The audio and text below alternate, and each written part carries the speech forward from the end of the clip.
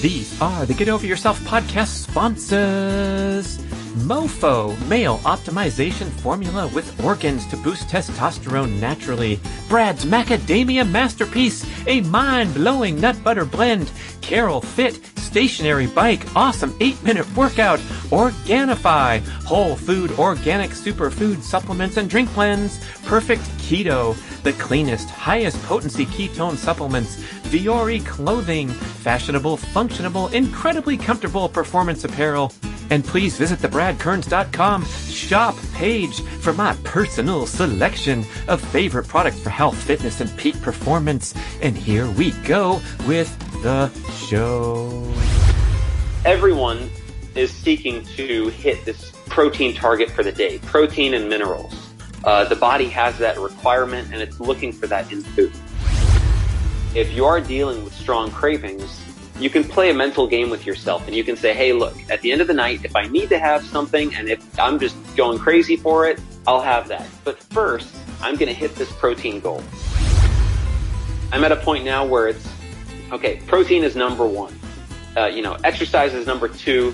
Let's get fasting in there, 8 hours of sleep. If I'm hitting those four, I'm probably at about 80% of where I want to be. And then on top of that, I get into, better water quality and making sure that my sleep is quality and bringing in some of the different superfoods and things like that. But prioritize what's most important for your health. And then you can worry about the nitpicking type stuff. Hey, listeners, it's time for the historic fourth show from the same guest, Will Shewfelt. I believe that puts him in rarefied air. That's more than John Gray, who's been on 3 times. But of course, we're going to get him back on. But it is so nice to catch up with Will again. I hope you heard his first few shows. He talked about goal setting for 52 minutes. I was absolutely blown away by this young man. This was back a couple years ago now, and that was show number 1. And then we got into the details of healthy eating, the carnivore diet. So we checked in here in 2020, just to see how things have been going on that front, and his 21-day carnivore shred challenge that he runs online for a group experience that's been really, really successful. So a lot of this show is about solving that frustrating puzzle of dropping excess body fat once and for all. And it's appearing that a carnivore style pattern could be the simplest and most effective strategy, because the incredibly high satiety value when you're eating nutrient-dense animal foods that truly nourish the body at the cellular level. You just feel satisfied when you have a meal of eggs or a big steak or even the organ meats. I've been slicing my frozen grass-fed liver, and just a few slices, you just feel so nourished that you walk away and you don't think about food for a long time. So if you can find a diet that's truly healthy and nourishing and satisfying, and especially meeting that primary biological need for the diet is to get enough protein. So Will presents this concept called the protein to energy ratio of your diet, your food choices. He has a book with Dr. Ted Naiman called the PE Diet, P/E Diet. You can find that on Amazon. And I think you're going to get some great value out of the show, especially if you've been frustrated trying to get excess body fat off with other approaches. Listen to my show titled The Fatty Popcorn Boy Saga, where I detail my experiment with the carnivore strategy and fasting until 12 noon to quickly right the ship when I discovered some excess body fat had somehow glommed onto my body.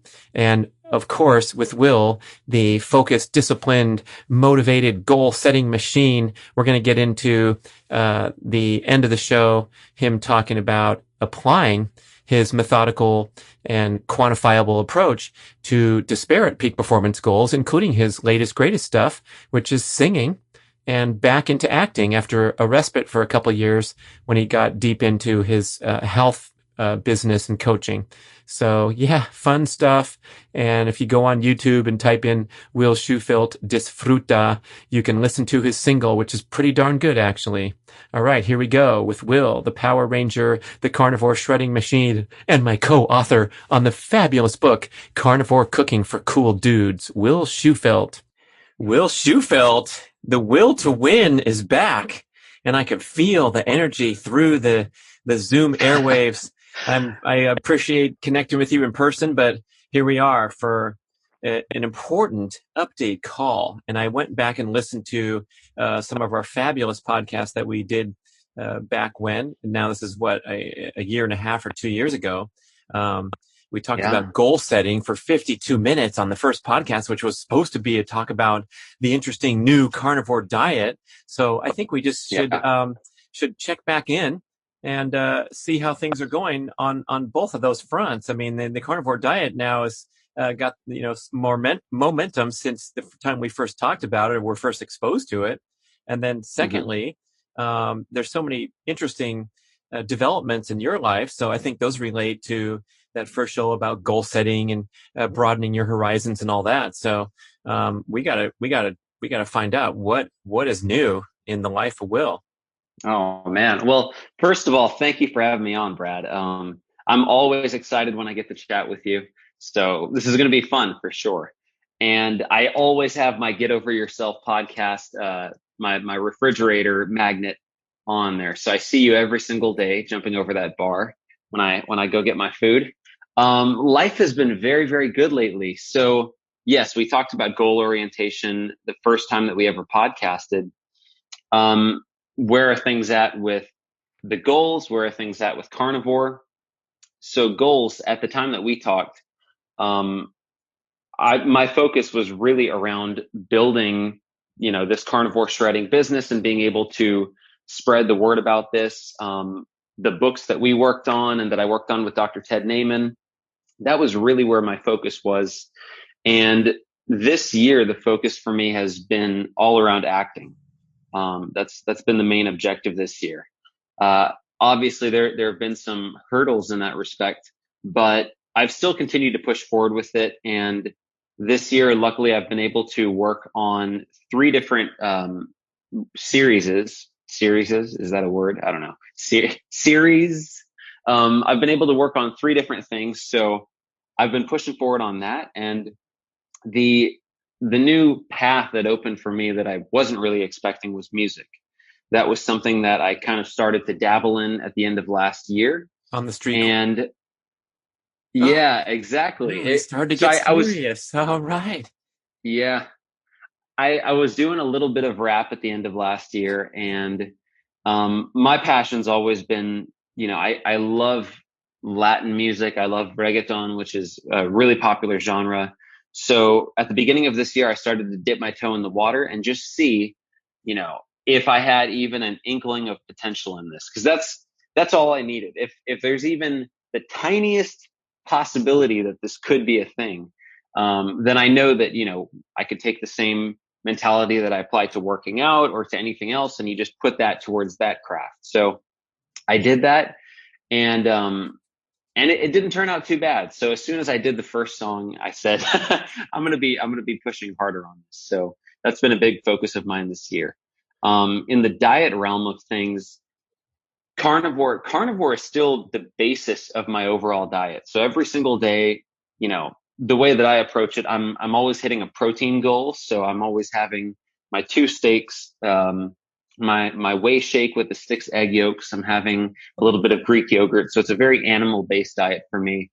And then if the focus for me is bulking, then I do bring in potatoes and sweet potatoes and things like that. If I'm just maintaining or if I want to lean out, then I just stick to my carnivore foods and I don't really add anything on top of that. So the diet hasn't really changed. I would say with the combination of carnivore and then, protein to energy ratio and focusing on leveraging protein, I've kind of found what's worked for me. And I've been thrilled to sort of end this endless quest for the perfect diet and the perfect this and that. It's been really satisfying to just be able to stick to it. So the title of your book with Dr. Ted Naiman is the P/E ratio. And the PE diet. The PE diet. And discussing in particular this protein to energy ratio.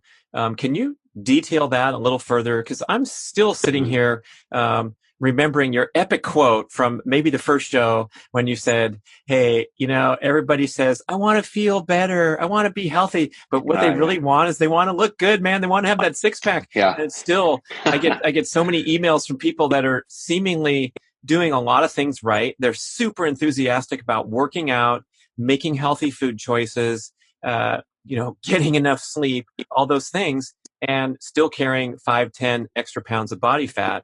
And it seems like a lot of the experimentation you've done on our behalf and reported about, it seems like you have this formula dialed now, and it's pretty interesting. So the PE ratio is what? So the whole foundation of this book, the PE diet, is around protein to energy ratio. And approaching this, we kind of came in with the mentality of what are the 2 to 3 simplest and most effective things that people can do, that your average person can do that will dramatically alter their body composition, increase their energy, allow them to basically live a healthy life and to increase that health span that we talked about. And Dr. Ted Naiman's done so much incredible work in explaining and publicizing and talking about protein to energy ratio. The basic idea behind this is that, okay, so everyone is seeking to hit this protein target for the day, protein and minerals. The body has that requirement and it's looking for that in food. Depending on the protein to energy ratio of your food, you might end up consuming a massive amount of calories to hit that protein requirement and that mineral and nutrient requirement. Or if you pick really high nutrient density foods, which we kind of determine as foods high in protein and minerals, especially high protein to energy ratio foods, which means energy is simply carbs plus fats. So when you pick foods that are high in protein and minerals, and then they're moderate to low sometimes in carbs and fats, you're able to satiate that protein and mineral requirement that the body has at a lower caloric intake than, we have a graphic in the book where it says, everyone's hitting their protein goal. The question is, how many calories did you have to eat to hit that goal? Right. So our idea is push the protein forward, and then, you're able to sort of naturally satiate yourself on fewer calories, which I think is ultimately what a lot of us want, because you can hit caloric deficits and try to force that on your body artificially by setting a limit. But as many of us have experienced, you will binge or rebound, or, the thyroid might slow down. You might start to feel low energy if you force that over time. But if you allow your body to eat the right amount, but you're giving it the right foods, these high protein to energy ratio foods, it's sort of able to happen automatically, which I think that's the amazing thing about this. So I guess behind this explanation is that we desperately need to hit our daily protein requirements. And just about every diet, maybe a strict vegan is going to struggle over 6-month or 12-month or 18-month period with getting enough protein. But even then, with a little bit of sensibility, almost any diet can hit that protein target to basically support the daily function of the body and the repair of the cells and basic maintenance. Chris Kresser gave a great quote about this where he said, if we somehow go on a protein restriction diet, we are going to feel like shit really fast. We're going to become emaciated, and we're going to have intense cravings for high protein foods. And I think the takeaway was that no matter who you are, you're going to hit your protein requirements because of that deep craving that the body has. And then you're discussing how you're going to do that with, 7 orders of fast food delivered by DoorDash. You're going to hit those protein requirements, and you're going to have 3,000 extra calories in either carbs or fat. Yeah. And I guess the other part, extracting your explanation there, is that generally speaking, we're not really burning protein calories for energy unless we're starving at the end of the rope there on the show. What's the show where they dump the people off and they see who can last the longest out in the wilderness? Alone, it's called. Are you talking about? Alone. Yeah. Okay, there's another. It's on my list. Which is fantastic. Yeah. I haven't watched it yet, but anyway, generally speaking, the protein we consume is going toward uh, you know, building block and not burning as caloric energy. And so when you mentioned Hmm. fat and carbs are our two sources of energy, now I think we're drilling down into what this strategy is all about. I completely agree. I think it is twofold. For one, yes, you're going to get satiated much sooner. But the other thing is that it is a little bit tougher for the body to store protein as fat. It's not necessarily an energy calorie. It can burn it in certain amounts, but the body doesn't ever really preferentially use protein as fuel. Otherwise, a lot of us would be wasting away and not be able to maintain our muscle mass. So, and then you also have this whole world of protein overfeeding studies, which show people that are fed high amounts of protein, and sometimes they even get leaner after doing that.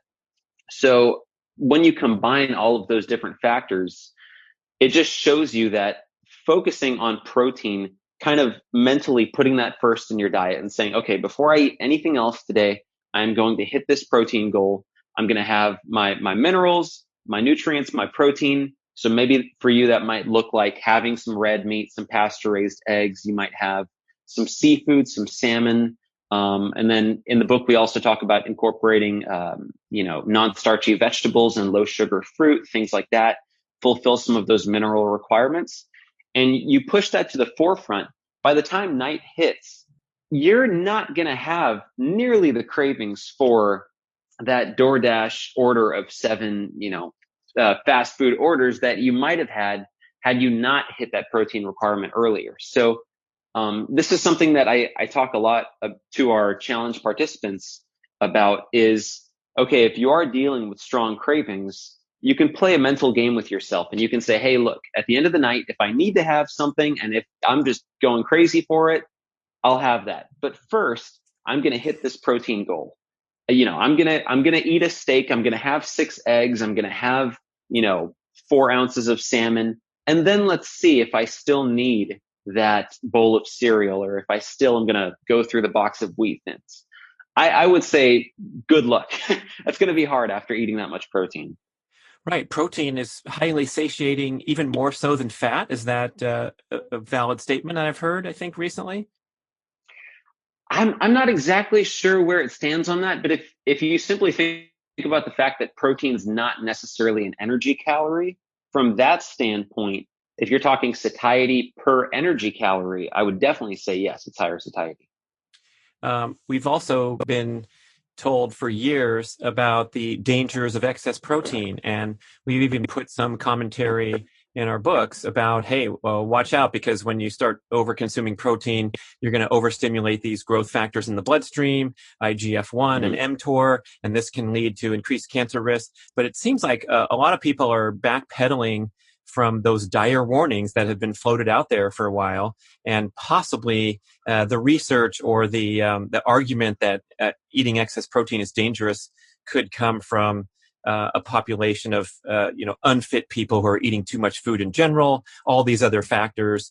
And now, Yeah. as you explain, you're when you have 6 eggs, some salmon, and some steak, you're going to be so full. You're not going to be inclined to overconsume protein habitually, and unless I guess you're an extreme freak bodybuilder that's stuffing down the powder 5 times a day, like the golfer Hmm. from your hood, Bryson DeChambeau. Have you read about him? He's put on Mm. like 30 or 40 pounds, and now he's a big giant guy who is hitting the ball farther and playing great. But we'll check on him in 5 years, because Yeah. he looks like he's put on a lot of extra mass, if you know what I mean.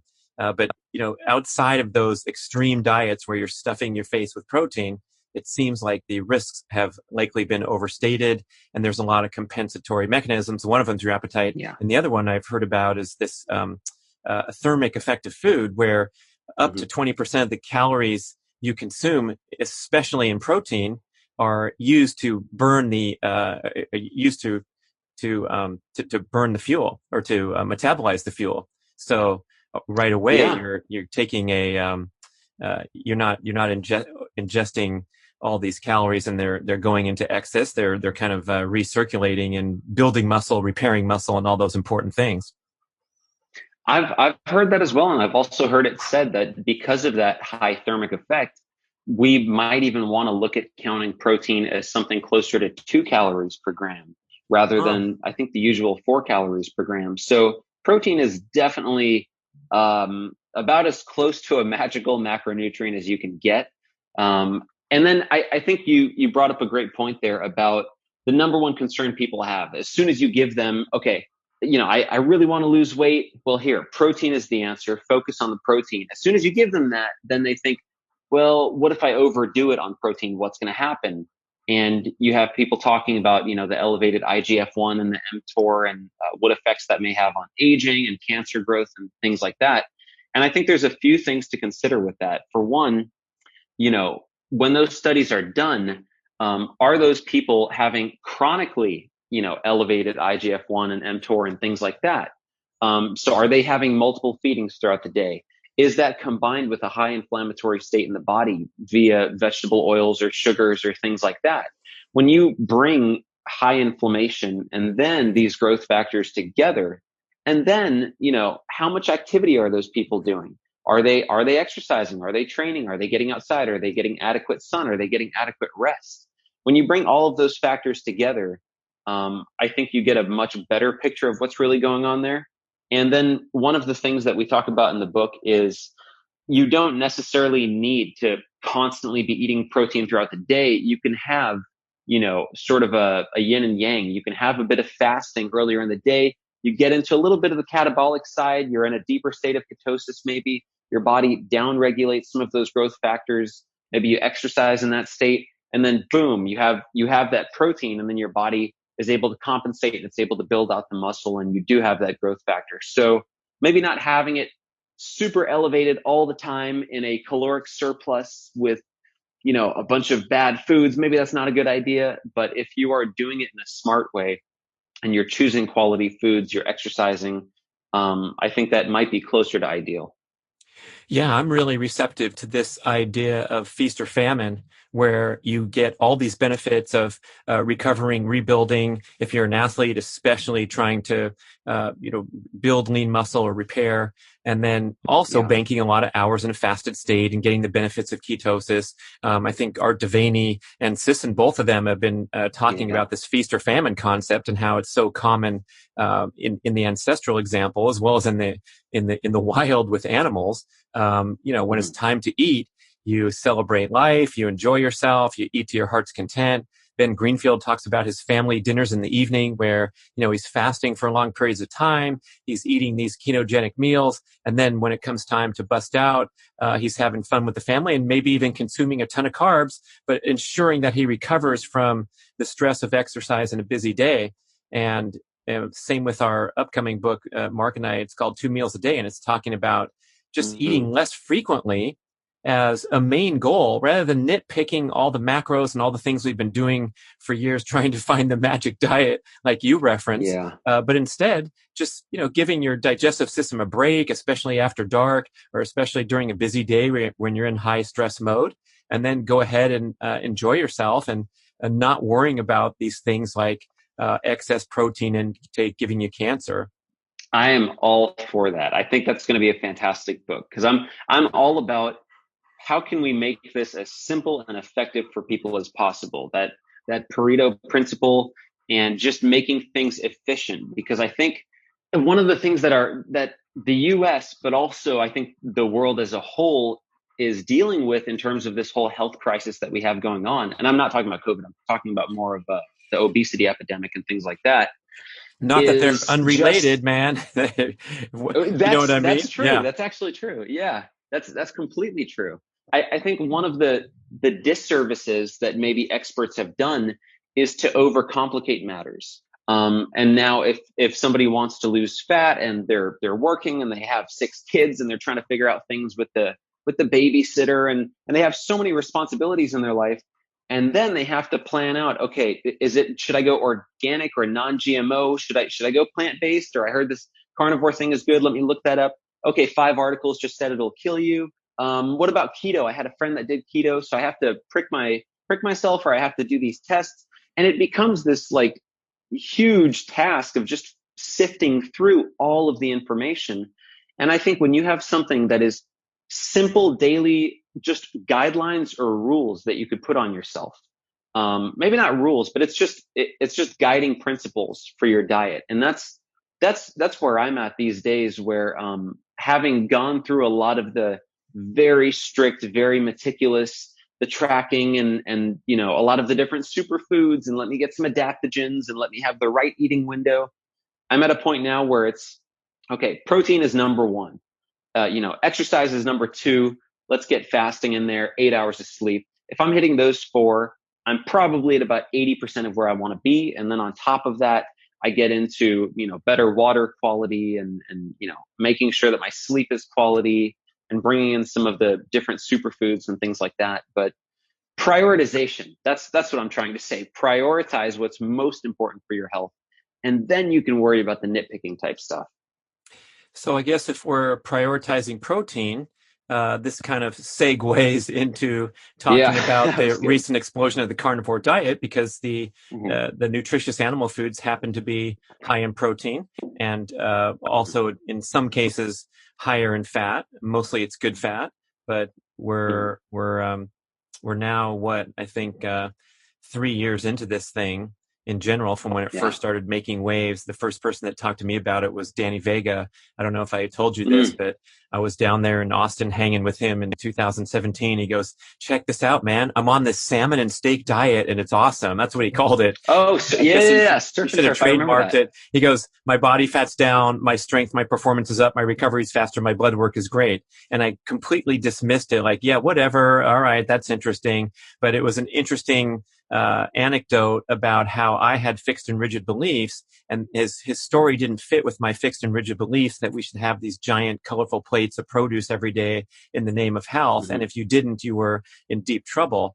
So it took me a while, and getting, absorbing the information from Sean Baker and Paul Saladino, and, starting to knock on my crazy thick head to the point where, we're compelled to take a look at some of these principles that are in place now that have made it so popular. But I think, for the sufferers of plant toxin effects, that's one thing. But for those who don't report that strange problem, the potential to drop excess body fat seems to me to be the best thing we've seen to date.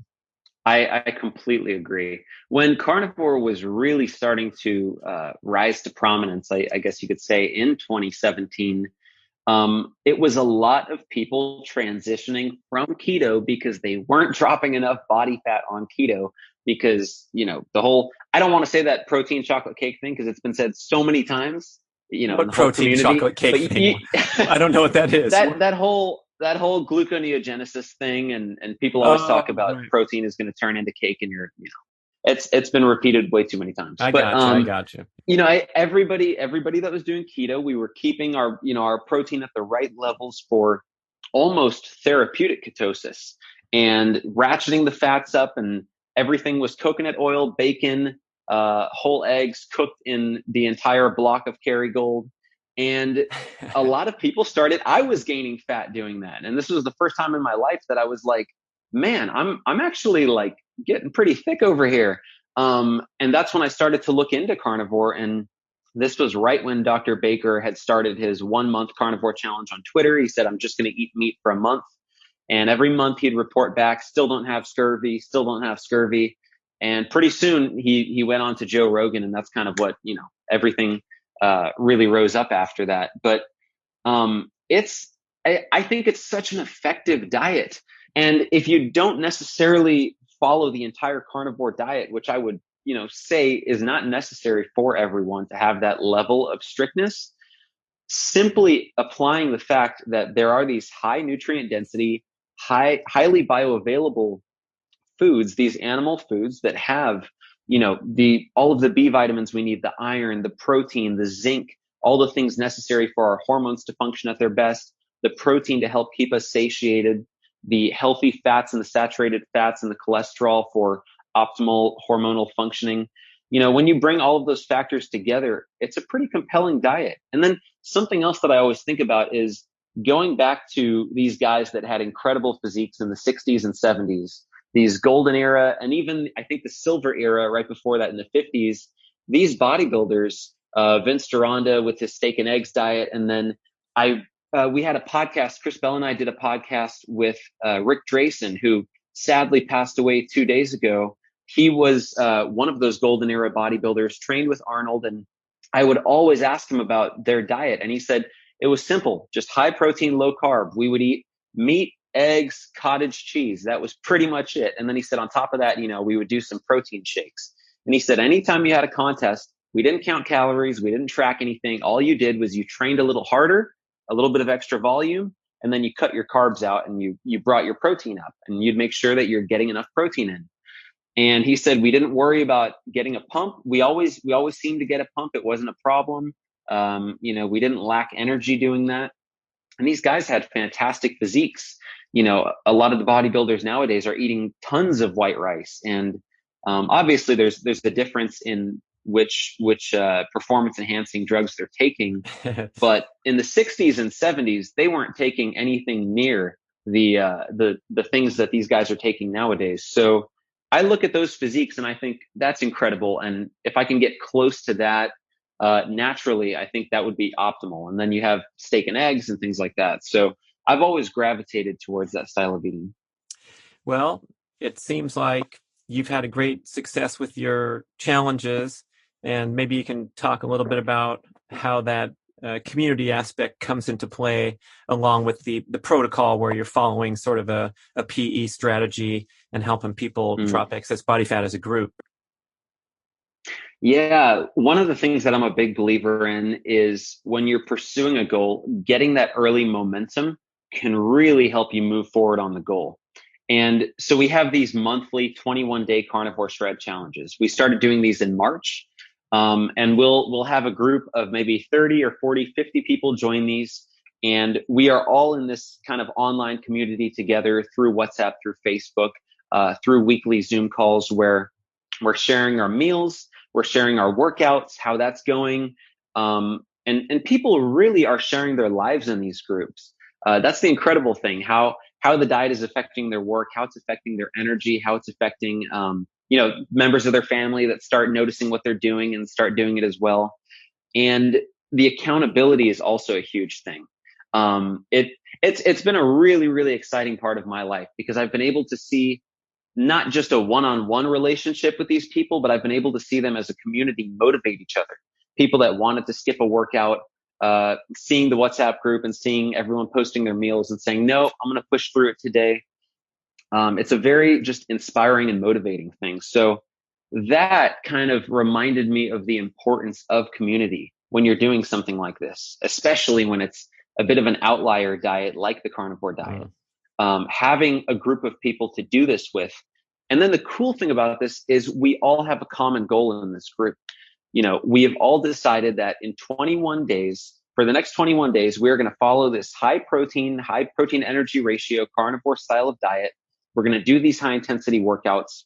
And then something else that we do is personal development challenges. So you might pick to read 5 pages each morning. You might pick to get up at 6 a.m. You might pick to go on, 3 10-minute walks. You might pick to meditate twice a day for 10 minutes. But everybody kind of picks their own personal development challenge.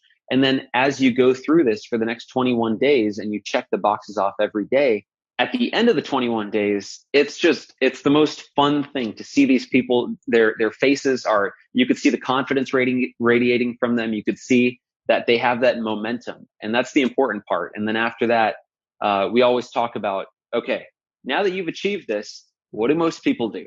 Well, that's done. And they kind of go back to old habits. So I always promote, what's the next goal? How are you going to push the bar forward? You don't have to change your diet. You don't have to do something crazy. You could consolidate that and maybe set a new goal for yourself. You could maybe do something professionally or do something for yourself personally. But it's that mentality that I believe in, which is staying hungry and always moving forward no matter what you're doing. So it's a lot of fun. I light up when I talk about it because we have a really cool family-like community going on with these challenges. And we have people that have done every single challenge since we started these in March because of the community aspect of it. I call them generals in the group because as soon as the new group comes in, they're like, hey guys, this is that, and they kind of help people along, especially with common questions about electrolytes and things like that. So yeah, it's been a lot of fun. Where do you find out about the challenge or sign up? That's on 21daycarnivoreshred.com. Our next challenge, I'm not sure when this one's coming out, but our next challenge is starting on Monday, September 7th. So we're a couple days away from that. Right. I like that idea of the people signing up every month to continue the challenge and stay Yeah. strong and nimble. That's great. And I guess you mentioned that common occurrence of someone achieving a big goal and then kind of reverting back to the old lifestyle patterns, obviously proving that the approach was unsustainable or there was something off in the mindset. And I wonder how we can kind of solve that common problem where we celebrate a great success and then 6 months later it's vanished from any positive influence on life. There's like a few things that you always have to think about. One is, what is my goal? And then what is the deadline? By when am I trying to achieve this? When we're doing this diet, this is a fat loss oriented diet. We have people specifically aiming to lose fat. But what happens to the people that have done 6 challenges? Are they almost gone by now? No. What we actually have with a lot of people is they drop the body fat and then they say, you know what? I think I'm looking now to gain strength or to build muscle. So we change their macros and the workouts change a little bit. And now they're focused on building muscle. So these challenges really serve as a template for, okay, for 21 days out of this month, 3 out of the 4 weeks of this month, we're really going to focus on this goal. And then that week in between, we sort of let that serve as reflection, setting your next goal. A lot of people will bring their calories up to maintenance or even a little bit higher to sort of reset themselves. And then they pursue the next challenge if they're going to do that. But the most important thing is, as soon as you accomplish a goal, it doesn't matter what it is in life, you always have to ask yourself, what's next? Do I want to stick with this approach? Okay, how long? Or do I want to try something new? Or do I want to push forward in a different aspect? But it is like juggling, where different balls will drop sometimes, and that's okay. But there's certain things in life that you don't want to drop and that you always want to have those as a high priority. So I just always approach it from the mindset of goal setting. And as soon as you accomplish something, you ask yourself, okay, what's next? What am I doing from here on out? And ideally leveraging that success so it doesn't have to be in the same realm. And maybe you're going to take it to the stuff we're going to talk about in a minute, the music, the acting, just the leverage from having a healthy, strong, energetic body. But before we go on that topic, I'm curious. So it appears that if you want to drop excess body fat, you got to optimize that protein to energy ratio. So you'll be satisfied, you'll get all your nutritional needs met, and you're not consuming a ton of excess calories in the form of fat, as you mentioned with the Kerrygold omelet, nor in the form of carbohydrates, which is kind of the main error that the standard American diet represents, is that high carbohydrate load, high insulin production, not very good at burning body fat. But let's say you get to that point where you've attained a healthy body composition, and I'm thinking of my own personal example. I'm trying to perform and recover from difficult workouts, and so there's this question or this concern about where do the healthy, nutritious dietary carbohydrates come into the fold when you have these disparate goals. So if you want to keep your body composition healthy, but we know that you mentioned some like the nutritious fruits and sweet potatoes and things like that a lot of athletes are going to. What's your thoughts on that challenge of the role of carbohydrates in a healthy athletic person's diet? I think they're fantastic. They certainly help me out when I'm looking to bulk or if I'm really upping my workout intensity. I think carbohydrates, according to the amount of glycogen you think you're burning. So depending on what the workout is, if you're doing 30 minutes twice a week, maybe you don't need white rice every single night. But depending on how much of this glycolytic effort you're putting forward, I say I'm all for it. I think it's great. And I also think another good thing to do is to have a mix of glucose and fructose. I've heard some stuff from Stan Efferding, who's a great power lifter, who talks about how fructose can really help upregulate your thyroid, your metabolism. So he includes that with a lot of his athletes. So for me, if I'm focused on a bulking phase, I always do like to do, the carb night strategy, because for me, it's one of those simple dietary rules, guidelines I could just place on my day. So protein, protein, protein throughout the day. You're in that sympathetic nervous system, you're focused. And then at night, you go into that rest and digest mode. And that's when I'll bring in, some sweet potatoes, maybe some fruits, things like that. And then the beauty of that is it's tough to go, well, it's not tough, but it's harder to go off the rails when you've had so much protein throughout the day and you only have this one meal at night where you're going to have, carbs. So I think there's nothing wrong with that. And then I also think, a lot of people also have great strategies around timing it around workouts. So maybe an hour or two before you go work out, having maybe some fruit, maybe, a sweet potato, things like that. Or if you want to do it immediately after your workout and sort of refill those muscle glycogen stores while they're ready to kind of suck all of that glycogen up. So I think any of those strategies work. For me, the one that's just simplest mentally is, all right, if I'm going to have any carbs, I'm going to have them at night. And I sort of pay attention to if I think my body needs it or not. Yeah, I think that's a great take, and I feel like I've landed upon a revolutionary, incredible dietary breakthrough, which is my appetite and whatever I feel like Yeah. eating.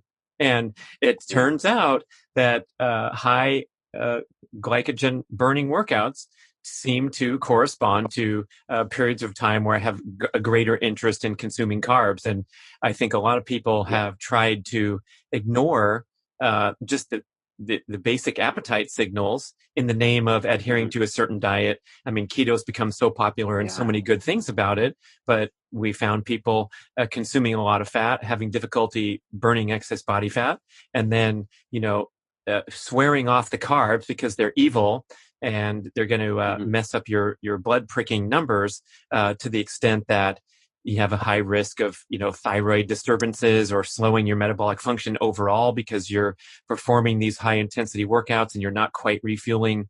And I know people have kind of transcended that and come to this closed loop system operation where, the ultra endurance runners like McKnight and Bitter are setting records with, minimal carb intake. Yeah. Or guys like Luis Villaseñor or Mark Sisson, not need Yeah. that much food at all and still maintain a fantastic physique and do great workouts. But it seems like there's also some genetic variation where some people can lock into that mode and then other people might fare better with, honoring their appetite in the evening and enjoying their life and not having any restriction, deprivation, and things that are unhealthy and unnatural. I think when you're doing a ketogenic or a carnivore diet and you're, close to a deficit, let's say you're doing something to a ketogenes approach, with your training, you really want to focus on building lean muscle through progressive overload, getting stronger over time, rather than the volume training. If I want to build my chest, instead of 3 sets, I'm going to do 10 sets and just stacking sets and volume on there.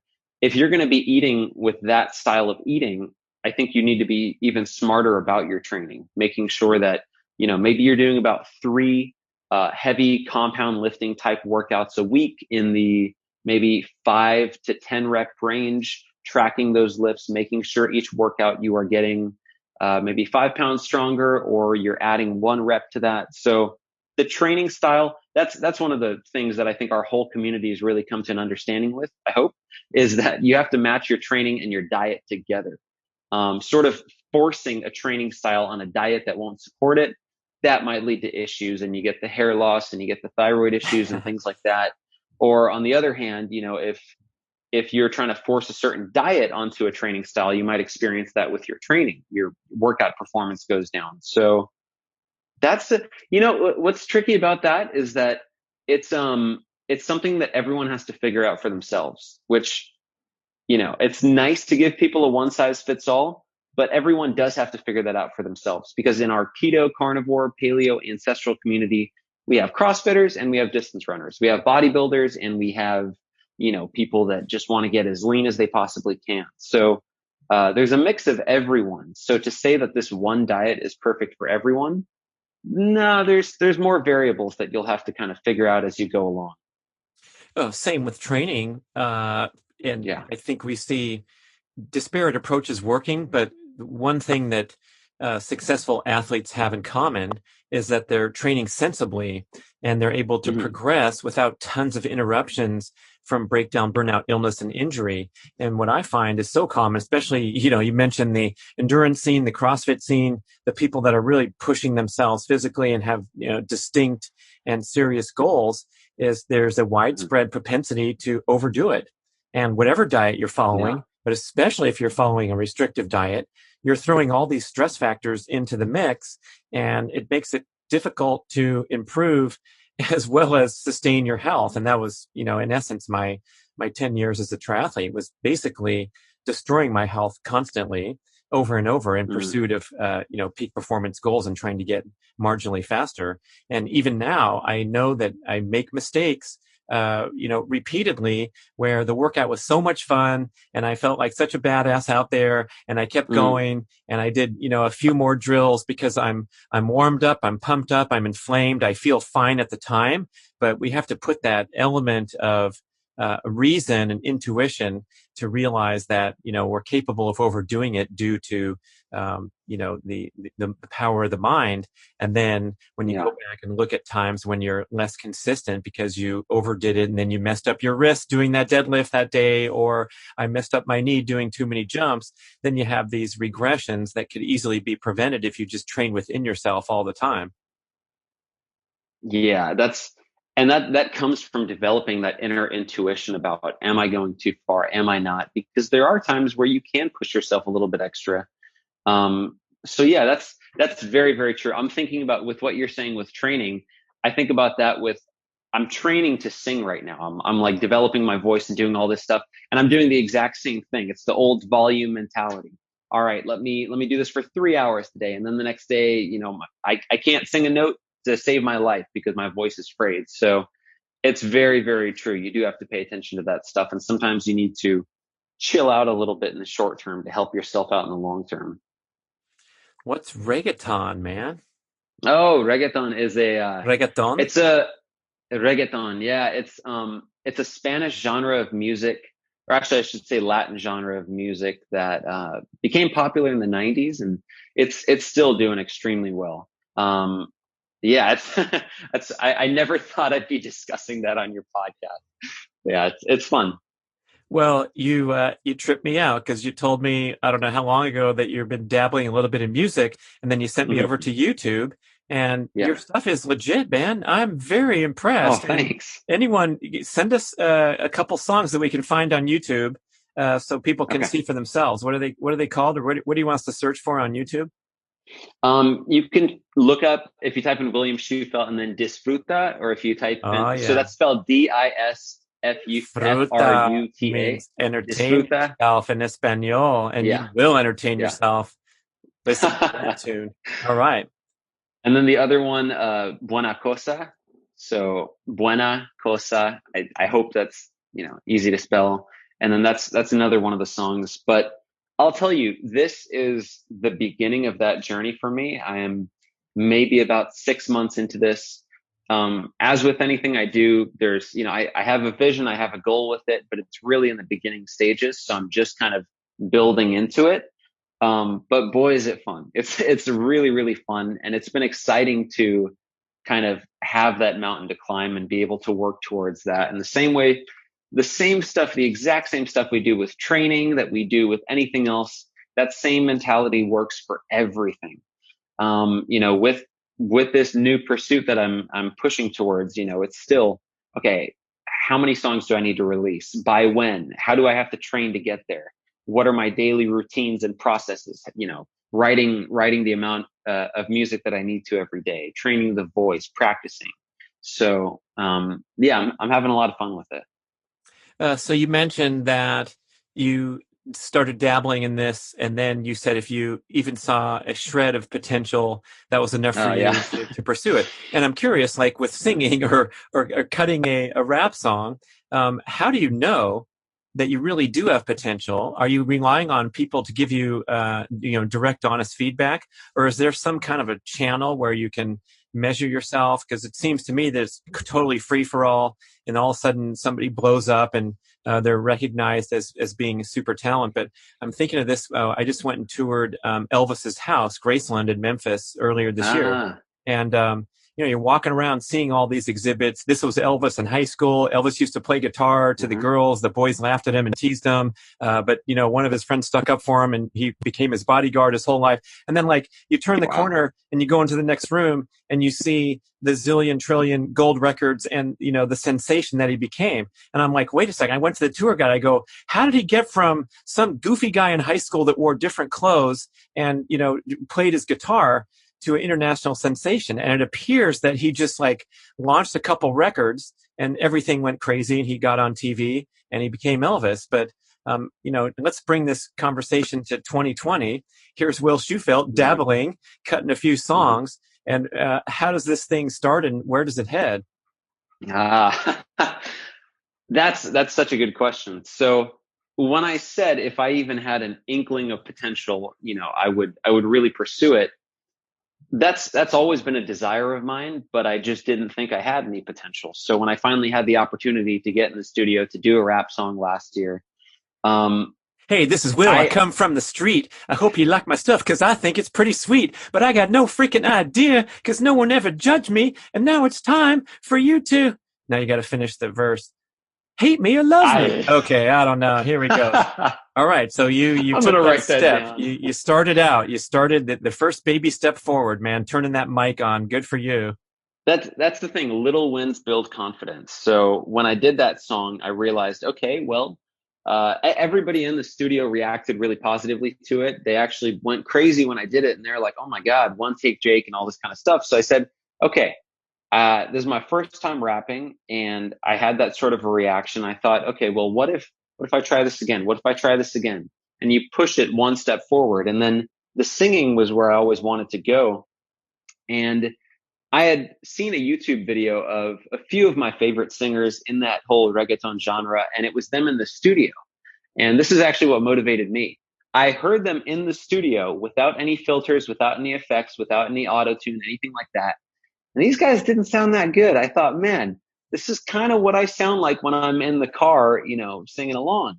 And I thought, okay, well, that shows me something right there. When you add the whole production value on top of it turns into an elevated product. So I thought, okay, what if I had this equation of what if I trained my voice? What if I wrote music? What if I released a bunch of songs, got better over time? And then you add the production value on top of that. And then you give yourself maybe 2-3 years to really get good at that and to find your voice and your niche and things like that. Where could I be at the end of that period? What would that look like? So as soon as I thought about that, I was like, okay, I got to find out. It sounds too fun to not do. So that's how it works for me. What I look for is what is my potential in this if I really apply myself, and then you just have to judge like, okay, is that worth me putting my time into? And some things are, and some things aren't. And I'm curious today with the advent of digital music, how does one succeed and turn it into, let's say, a viable economic opportunity? Because I'm familiar from the old days where someone cut a record, you go to the record store, you buy it. If they sell 1 million of them, that's great. And now you can get music for free. So what does the industry look like? Well, a lot of it nowadays is centered around streaming. So it's a lot less about, people going out and buying the album or the CD or things like that. People just get on Spotify or they get on YouTube and they listen to your music. So it's a very, very different platform. And the way that you build up your streaming numbers, a lot of it has to do these days with volume and quality. You want to get out as much high quality music as you can, the greatest volume of that. And you want to do it consistently. And that way you're able to sort of build up your audience, mainly through social media, through all the different sites. You're able to build up your audience there and you kind of take them along on this journey with you. And that's how you really get those loyal fans. So a lot of it has to do with that. And then there's also a lot of online marketing that they do nowadays through Facebook ads and things like that. And that's a big part of, I guess, just playing the game, so to speak, getting your music out there in front of as many people as possible. Um, I think a lot of artists get very hyper focused on the talent side of things, which is definitely necessary and it's hugely important. But I'll say that there are many, many very talented musicians and actors and people of all different trades that, because they didn't try to master the business side of it, or because they didn't try to figure out how to put a product out there, the music doesn't get heard. And I think that's a shame. So, yeah, these days, that whole media landscape is very online. It's very streaming oriented, social media oriented. And it's also much more of a volume game, I think, these days than it used to be before. Back in the day, people, I think, would probably release an album every couple of years, and there'd be a huge marketing push from Sony, and you'd see billboards and posters everywhere, and it got crazy radio play, and radio was a huge part of it as well. These days, radio is not as huge a part of it. People connect their phones to Bluetooth in the car and just play what they want on their Spotify. So there's definitely been changes in that whole landscape. How's that compared to the acting scene? Because I know music you can publish yourself now, but acting you Mhm. still need that to play that game and get hired by a production. You would think, right? But I would say acting has gone in the exact same direction. The internet has really democratized, and social media, I should say, it's really democratized that whole process. A lot of the old gatekeepers that you had to go through, the big studios, you got to go to 1,000 auditions to catch the eye of a casting director who's going to put you in your part that may be your big breakout part, pray to God, but it might not be. And, a lot of people coming to LA making the pilgrimage to try to succeed. A lot of that has changed these days. I know people from all over the country that have 1, 2, 3, 4, 5 million followers on social media. They build their audience from where they're already at by putting out short films, by putting out comedy skits, by if they want to do action adventure, they're putting out action adventure content that they're able to nowadays film themselves with their friends, do the VFX themselves, or maybe they send it to a buddy of theirs that's in another state. He does the VFX, and then he sends it back to them. So it's very, very different these days. Obviously, the biggest jobs are still done by these huge studios, but I would say the process of working with them, in my opinion, has changed. A big part of my current strategy is, creating my own content around that. So Rise of the Ninja, that's something I'm doing. Rise of the Hood is another project I'm doing. And then Solaris, this is another project I'm doing. These are all web series that we're doing, that we're putting out on YouTube. We have full production value behind it, but it's not with a huge studio or with this huge budget. It's everybody getting together and saying, hey, we're going to do this. None of you guys are probably going to get paid, but we're all going to put our best into this because it's going to help launch us into a different platform. And you do that and you put it on YouTube, and if it's quality, you can get 1 million, 2 million, 5 million, 10 million views, which now, who's watching that? Our casting director is watching that. So actually just did a short film about 5 days ago with someone, King Vader, who is very popular on social media. He has been creating these sort of short films and funny videos and stuff for the past couple of years, and he just got a deal with Netflix. So the strategy's really changed. It's no longer just going to the casting director and here's my scene, I hope you guys like it. You can really create whatever you want to create these days with the internet and social media, and people will see that. Oh, so those clips on your Instagram are one of these small time productions destined for YouTube? Exactly, Oh my gosh, exactly. I didn't even know this world existed. That's super It does. incredible. Right. And so, I mean, it can be wildly popular contained in a YouTube shell. It doesn't ever have to go on to Netflix, but of course that's probably going to be happening when people find what's popular and bring it into their channels, but Yeah. that's amazing. I guess like Casey That Neistat is and his YouTube stuff is, exactly.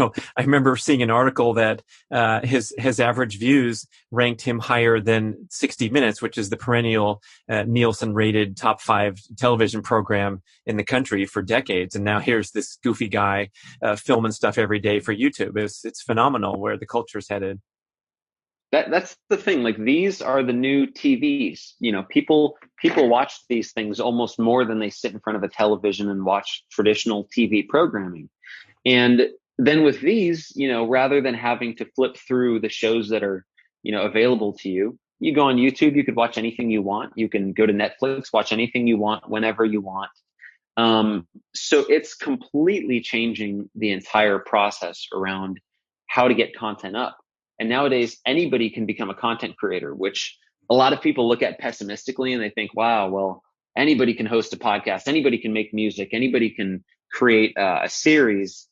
But I think that's actually the beauty of it. Now, anybody, if they really want to pursue this, they can. And it's a little bit more of like a meritocracy, where if you're willing to put the amount of work that you want to put into this, you can achieve success with it, which maybe you don't have to have your uncle who is a director anymore, or you don't have to have, you don't have to be living in LA to put quality music out. So I think that's a beautiful thing. I think it's awesome. Oh, sure. There's the gates are open, and it's Yeah. whoever's going to rise to the top is going to be as fair as you can ever imagine. So that's really cool. I think I would love to kind of wrap this up with that Mm-hmm. question that maybe many listeners are brewing in their heads right now. And you have your fingers in all this different stuff. We know about you. You started as the Power Ranger. You kind of put that aside. You got deep into the health scene as a young guy, being one of the leading voices is incredible. And now you've gone back and doing some more acting, and then throwing in the singing thing. And especially, people of your age or impressionable people that are looking at their future. And a lot of times we've heard, what are you going to do with that major? You got to specialize. You got to get hired by a particular firm and do this career forever. And now it seems like there's a book. David Epstein wrote the book called Range, arguing for a broader experience rather than focusing. And, these skills can kind of help you. But in your case, with your finger in all these different endeavors, how do they complement each other? I guess I could ask. And what's your reflection? I mean, I know you're following your heart, which is great, but we also have to be practical here too. And so I'm wondering about the practicality and what your vision is for that. Yeah, that's a fun topic right there. So you always need to have a long-term vision with this. What are ultimately the major accomplishments that I want to achieve? And when you have an idea of that, then you can backtrack and you can figure out what the steps are that you need to take moving forward.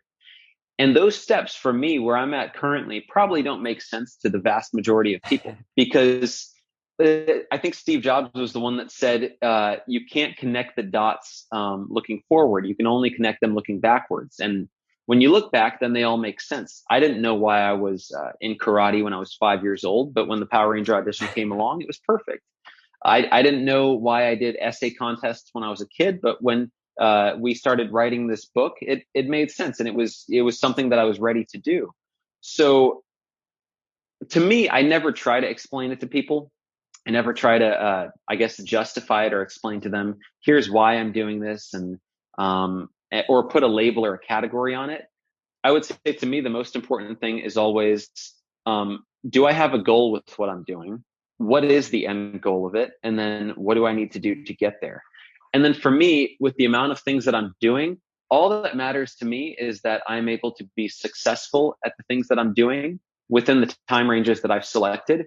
And I'm a huge believer in organizing your time, organizing your day, your week, your month, your year. And then when you do that, people might think you're doing a lot of things, but really, if you have each hour blocked out and okay, this week for music, I have to devote 3 hours a day. I also need to get my workouts in. That's going to be 2 hours, 3 times a week. And then I need to get my 8 hours of sleep in, and this and that. When you budget all of that time out and you see it on a weekly calendar, it makes sense to you how you're going to achieve those different targets, because it's all right there in the plan. You just have to follow that hour by hour, and then you zone in and focus when the time comes to focus on the music or the acting or the online business and the health. So to me, like that's kind of how I keep track of all of it. But I don't think everyone has to live that way. I think there's absolutely nothing wrong with going niche and, you know, specializing in one particular area and really focusing on becoming a master of that, becoming known for that. And I think a lot of people derive great satisfaction from doing that. For me, I'm 25 right now, and I am definitely, you know, getting that range. I'm definitely kind of spreading myself out among these different areas, because I feel that there will be invaluable experiences that I'll learn now that will help me with my bigger targets in my 30s and 40s and 50s. And it's all going to make sense looking back. But at the moment, it probably doesn't make sense to a lot of people. Like, why don't you just focus on one thing and do that? And when you're done with that, then pursue something else. But as long as I organize my time, I think I'm okay. Love it, man. Very nice. I appreciate that. And especially you giving a shout out to someone who's inclined to do something differently and get tremendously focused on studying the lizards in the Galapagos. And that's what they live and breathe. And everything works. So Yeah. It's always fun to catch up with Will Shewfelt. Let's give a plug to your awesome podcast, Will to Win. And how else can we connect with you? No, it's always great catching up with you, Brad. You have awesome energy, and this is always fun that we can banter about not only nutrition but also things in entertainment. And I know that you have a variety of different interests as well, so it's always fun. The Will to Win podcast. That's where I drop weekly podcasts. Most of them right now are with guests, and then I also do these sort of solo casts where I'll talk about maybe something like time management, or I might talk about goal setting, or a recent, personal development book that I read that I thought had some great insights. So it's a very kind of motivational, informational type podcast. And then on Instagram, it's at William Shewfelt, Shewfelt. On YouTube, I drop vlogs on there where I take you guys maybe behind the scenes on a studio day where I'm making music, or behind the scenes of filming a project. I'm also dropping my music on YouTube. So that's youtube.com/Will Shewfelt. And then, there's a lot more music coming soon. So that's where things are headed. Disfruta, everybody. Thank you, Will. Great show. Da-dum-dum-dum-dum-dum-dum. Thank you for listening to the show. We would love your feedback at getoveryourselfpodcast@gmail.com. And we would also love if you could leave a rating and a review on iTunes or wherever you listen to podcasts. I know it's a hassle. You have to go to desktop iTunes, click on the tab that says ratings and reviews, and then click to rate the show anywhere from 5 to 5 stars. And it really helps spread the word so more people can find the show and get over themselves, because they need to. Thanks for doing it.